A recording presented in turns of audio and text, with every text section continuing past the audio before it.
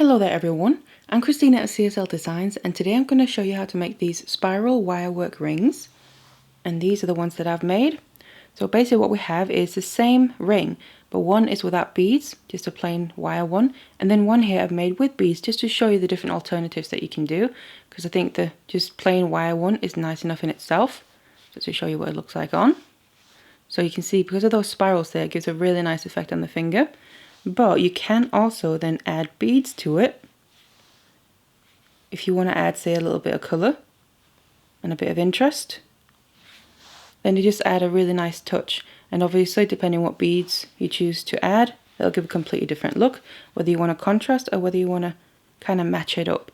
So those are the rings here. So they're pretty simple to do and they just give a really nice impact. So if you want to learn how to make them, then keep watching. So it's these materials that we're going to use. What I have is two different gauges of regular round copper wire. You can obviously use whatever wire you want to. The first one here is a 1mm. This is going to be the base wire because it's the thickest gauge. And then here I have a 0.4mm. This is going to be the weaving wire around the base wire. And if you want to add beads to it, then what I have here is some 4mm rounds. We just need 4 of them in total. And obviously you can choose whichever beads you want to. Now if you find that the beads that you want to use, they can't get onto the 1mm wire, you can always swap the 1mm for a 0.8mm. That depends on your beads. So let's get all the materials ready and let's get started. So I then first cut 2 lengths here of my 1mm wire of about 20 centimeters each. So they don't need to be that long because it's just a ring that we're making. And then I also cut a length of my 0.4mm wire here of about 1 meter and 20 centimeters, and this is going to be used to make the ring band with. So then first of all we need to basically weave the ring band, and for that I'm taking out my weaving wire that I cut off, and what I'm going to actually do is just leave a 15 centimeter tail, just roughly, before I start weaving from here. And then I'm just going to grab one of my base wires, and on that as well I just want to start about 5 centimeters in. So you can just take a measuring tape and just so you have a good idea of where to start weaving from. Then I'm going to place my weaving wire behind the base wire like that. And then first of all we just need to attach this, so I'm going to wrap it around the base wire once, just like that there. Then I'm going to bring in the other base wire straight away and place it above the first one and on top of the weaving wire. And then I need to bring the weaving wire around the top of both of them and down behind to come straight up between 2 of them, both of the base wires there, like that, and then wrap around the top one by itself and then down behind both of them again. And this is one full round of this weave, so I'm just going to do that again, coming down behind, and then we need to wrap around the bottom base wire by itself. So you go down between the 2 and push it close, and then you bring it over the top of both of them and then up between the 2 that you just wrap across the top of there, and then just wrap around the top one by itself, and again down behind both of them. So we're now ready to start the next round, and this is 2 rounds. So what we need to do now is continue weaving here, basically more or less across the middle of these base wires until we have the length that we need for the ring band. So now weave this length here that I need for my ring band. Now the way to figure out how long you need to weave is really take your ring band or whatever else you're using, and then I'm just going to take a piece of scrap wire here, and then what we want to make sure to do is we don't want to weave so the 2 ends of the weave meet up on the other side, so we get a complete circle. So I like to basically imitate as this is my ring band, and then bring it around my ring mandrel, and then we want them to meet roughly like that. So we need a gap between the 2 ends, so I know that's the length I want, so I can take this back off and straighten it out, and then just put a bend in there. And then I know that this is the length that I need for my weave, and I can easily reference this as I'm weaving, so I make sure I don't weave too much or too little. So as you can see here, I'm comparing them, and then it's a pretty good match. So I now know that I have my weave ready there to then shape into the ring band itself. So I then take my ring mandrel again here, or whatever else you have that you're using to shape the ring with, and then take my length of weave, and then we just want to place this and start shaping it around to obviously get the shape of the ring band. Now what we need is for the two ends here to kind of face towards each other. So that means these ends of the wires are going to overlap, but we don't want them to intertwine. So I'm actually going to move one towards one side, or two of them rather, from the one end there. And then the other two just go right next to them. So they just overlap each other like this, but just nicely flat next to each other. And then what you might want to do as well is just go down a few sizes on your ring mandrel and just tighten it up, because usually it kind of, once you tighten it here, it springs open a little bit. So if you make it a bit tighter or smaller, and then you can bring it down to the size that you need, and it'll usually fit nicely. So just like that, we now have the ring band shaped. And what I then just want to do is start to open up these lengths of the base wires a little bit. So I'm just going to take one at a time and then open up the first one first of all, so we also get a space between the two on that same side, and just bring it out gently so you get a nice bit of a curve. And then with the bottom one also just bring it up a little bit. We can always adjust this more, it's just to begin with, and obviously the bottom ones as well. But still making sure that the two middle ones, the one from each side there that are right next to each other, are going to end up still lying right next to each other. So they're going to kind of follow that same curve. And we're going to then attach them with more weaving. So obviously it gets a fully complete attached ring. So just like that, these tails are now in place for now. Like I said, we can always adjust them a bit more. So there we go, they're going to meet up nicely. And then with whichever side you want to start with, we just need to weave a bit more. So you can see we have the two tails of the weaving wire still. I'm just going to start on this side, bring it so I can just weave on that side still, because what we need is to bring this weaving wire basically in towards the middle, where we need to connect the two base wires there in the middle. But I need to get there first, so I'm just going to keep wrapping around this bottom wire out of those two top ones for now, from that end or side that I'm working on. So I'm just going to go around this single one over and over again. So we're just kind of coiling around this base wire basically, and you want to keep doing that until you reach the point where these two base wires in the middle are close enough that we can start the weave again to connect them. And obviously once you get to that point, you then also want to flip this around and do the same thing on the other side. So use the other end, bring it around to the middle so we can just wrap around this bottom one by itself.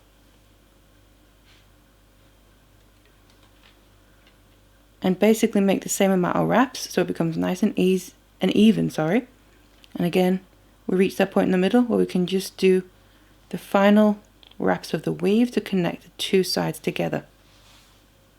Once I then got the single wraps there on both sides and they're even, you can see the gap that I have left, the two base wires in the middle there from either side meet up just nicely. So now I want to start doing the weave that's going to connect them.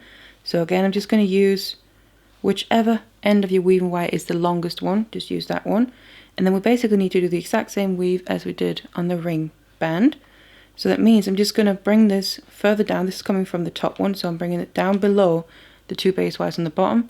But then we need to focus on wrapping around those two base wires in the middle. So I'm just going to bring it up between the two bottom ones. And then it's basically the exact same technique. Obviously we're just working with the shape of the ring band now. So bring it down so we can go around that bottom base wire by itself first. And then you just need to bring it through the ring band. And then tighten it nicely. You can see it's going to pull them nice and tight together as well. And then come up in the same place again to then go over the top of both of them and push it down. And then we need to come up right in the middle between the two base wires that we just wrapped across the top of to come up and go around the top one by itself, just to follow the exact same weave, as you can see there. And this is the very first round, and then we can just go through the ring band again to start the next one. So we need to wrap around the bottom one by itself. So we're just constantly working in whatever path that you have to between the wires through the ring band, just to get to the right place that we need to bring the weaving wire through to get the correct weave. And basically you do this until you reach the point where you've filled in this gap nicely, and you reach the other side, and obviously there's no more space to weave with. So now I've filled in that gap, and you can see it's nice and connected, so it's not going to pull apart anymore. It's nice and secure there. So now what we need to do is get rid of the excess weaving wires. So just do the same with both of them. I like to bring it around towards the back as if I was going to do another wrap. But what I'm going to then do is take my flush cutters here and then go in and cut off the excess. But I'm going to leave a little tail, you can see right there, just a tiny little end of the wire, something like that. And then I'm going to take my chain nose pliers, and we need to squeeze it in. You can see the wire is just slightly sticking out there, and I'm just going to push that tight. And then also, because I just left a tiny little tail, I'm tucking it in so the end basically goes in between those two base wires and gets tucked out of the way. So obviously it's not going to catch or scratch on the skin, so just run your finger over it to make sure you can't feel it. So when you wear it against the skin there, it's not going to scratch on it and you can feel it. Do the same with the other one, and once you've done that, then obviously we just have to deal with these lengths of the base wires. So what we're going to do with the base wires here is finish them off making little spirals with them. So to start with one side at a time, you can first of all just open your two wires up a bit more. So we need to make sure we have enough space between them to fit the spiral that we want to make. And again, you can keep adjusting it whenever you need to. And then what we need to do is cut off the excess here. So we need a length that we want for the spiral. So how long you're going to have left on this length here is going to determine how large that spiral is going to be. So it's really up to you. Now what I've done is I've already pre-measured my length. So I have that here. I've just done that the exact same way, prepared it on here so I can keep using this to measure with. And this is about 2.5 centimeters. So I just put that on the bottom one first of all. I want to make that spiral first, down to where the bare wire starts basically. Something a bit like that. And then I cut off the excess. And then we have a short end left. And then obviously we need to make the spiral. And to do that, I'm going to take a pair of round nose pliers here, because then what I need to do is grab the very end of the wire. I like to kind of brace it against my fingers, so put that underneath. And then we need to start moving the end there inwards. So I'm going kind of upwards away and then in towards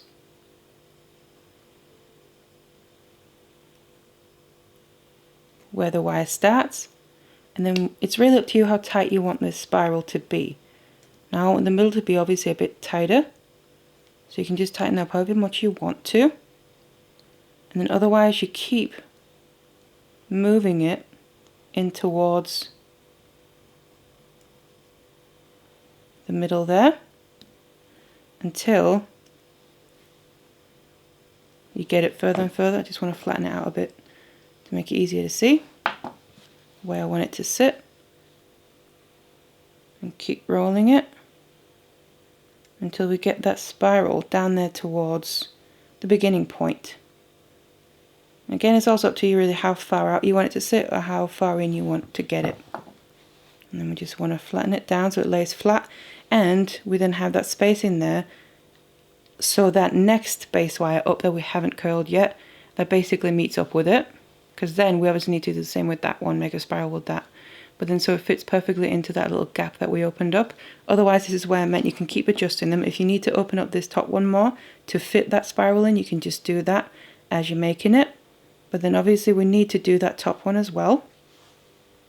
So first of all, we need to cut off the excess, and I'm going to use that same little measuring tool that I got ready on the wire, the scrap wire that I have, because it's the same length, so make sure all of these little spirals become more or less the same size. But we need to not bring it all the way from the beginning of that base wire, the bare one, and then cut it there, because then that spiral will sit all the way down there. What I actually need to do is place it and measure from the point where I want the spiral to start. So same principle as here, we start it measuring right below where the spiral is going to be basically. So I just want to do it at that point where those two wires meet up, and then cut off the excess. Just something a bit like that. Cut it off. And then I have that length there, and then obviously we just do the exact same thing. take the round nose pliers on the very end and then roll the wire in the same direction, upwards and inwards, and get that inner part as tight as you want. And obviously I like to try and get the spirals looking as even as possible. Just tighten up the inner one a bit more, and otherwise keep rolling it. And I do like to kind of just bring it out, and if you need to flatten it out, just to make sure you compare the two. See how tight you need to make the rest. And so you're gradually bringing it down. You can bring it a little bit tighter. And bring it down there.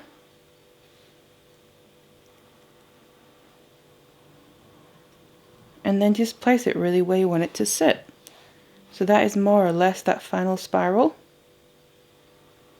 And you can kind of close them up if you want to, so we don't have too much of a big gap between any of the base wire. So that's basically how you finish them off. And obviously you turn it around and do the exact same thing on the other side as well. And once you've done that, your ring will be done. So then what I also just want to show you is how to add beads to your spiral in case you want to add a bit of colour to your ring. You can see I've already done the one side and they look like that. Then we're going to do the same on the other side, but what we need to figure out first of all is how much wire we need for those beads. Because it might be different depending what size and shape of bead that you use. Now I've got my 4mm around here, and then also what I'm going to do is take a piece of scrap wire. Because then what we need to do is basically imitate doing that spiral on the ring, but just with this length here. So what I'm going to do is go right to the end of it, go in a few millimeters with my chain nose pliers, and then put a bend in there. Not too much, just enough to basically fit inside the bead. I think that's actually just a bit too little, to just bend a few millimeters there. That's going to catch onto the bead nicely. And then I grab my bead and put that onto the end. So you can see it's going to fit in perfectly, and we don't have wire coming out on the other side. So I just want to flip this around. Now this can be a little bit fiddly, but just take your time. So what we need to do now is obviously make sure the bead stays as far down as it'll go, but basically imitate the movement of making the spiral. So instead of having the pliers in there, the round nose pliers, we actually just have the bead there. So I'm going to be pushing this bead, hold on to it while pushing it around. Like that. Like I said, it can be a little bit fiddly, but also that's a bit because the bead is still loose.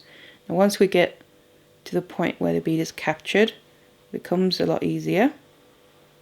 So just keep rolling it in the same motion as doing the spiral there. So basically we have this wire ending up laying along the side of the bead. And what we want is to basically figure out how we want it to look on the ring. That's how we want this to be as well.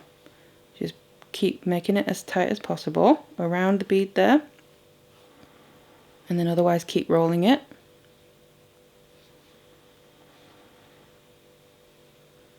You can see it can be a little bit fiddly also because it's only a small bead that we're grabbing onto. We just keep working at it. And also try and grab onto that and then move the wire there, push against it so it comes around, and then like I said, basically until you're happy with how it looks and you have the spiral on here that you would want on the ring. Just keep pushing it and bring it around. It's basically gone all the way around now. You can see it's captured that bead nicely. So the bead is in there securely, so that's also how it's going to stay secure on the ring. And then it's just a matter of figuring out where you want the spiral to end. And then what you do once you've got to that point is I take my chain nose pliers, place them where I want, basically where the wire, the base wire there starts after the weave on the ring. And then I like to put a bend into it. So I know that's the point and I'm not going to lose that point. Because then what we need to do is undo this again. This is obviously just a scrap wire. Just undo it. You don't need to worry about it kind of damaging the wire or anything. take the bead off and then completely open that up again as well. And then this is basically just to get the length that we need. So I can use this, take my ring back, and we'll use that to measure against. You can see there, that means you need to cut after that. So it's the same principle as cutting the length off for the one without the beads, but here we just know that it's got to be the circumference that we need for that specific bead that we're using. So once you've done that and you have the length on your scrap piece of wire, then just like before, measure it against there, and you can see here I've already cut this off. So this bottom length is ready. So what we need to do is just like I basically just showed you on that scrap piece of wire, the very end, I place my chain nose pliers and just put a bend into it. Again, do it upwards and away. And then when we start to roll, we need to roll in towards the piece. And then obviously on that little end that we just bent, we add the bead. You can find the hole. Always a bit tricky. There we go. So the bead sits on the very end there, and otherwise you then just start rolling it, basically just like I just showed you, all the way until we get into the very middle. So you can see this is going to be that bottom spiral down there, and fill in the gap between those two base wires. So once you got that bead all the way down and you have your spiral finished there, then we have the top one as well, and then it's the same principle as before. Take your measuring tool there of the wire, place it where those two wires meet, the base wires there, and then cut off the excess from there, because obviously we want that bead to sit a bit further up, just like it does on the bottom there. And then it's going to end up being that perfect length again for this bead, and obviously depending on what bead that you use, you might have a different length. So do that with that last one as well, and then you have your beaded version of the ring done. So here are then both of the rings finished. So obviously the non-beaded one in copper, and then the one with beads in silver and those purple beads on. So they just add a nice pop of colour just to show you what they look like on. So there you go, you can see those beads really add that colour and that interest to the piece. And then the non-beaded one also looks really nice on because of those spirals that we've made. They just give a really nice effect on the finger. So even though it's a simple ring, they do give a nice impact regardless what version you choose. So I really hope you enjoyed this tutorial here. And I have loads more on my channel, especially also for wirework rings. If you're interested in them more specifically, I'm going to have a playlist. Otherwise, thank you so much for watching this one, and I'll see you in the next one.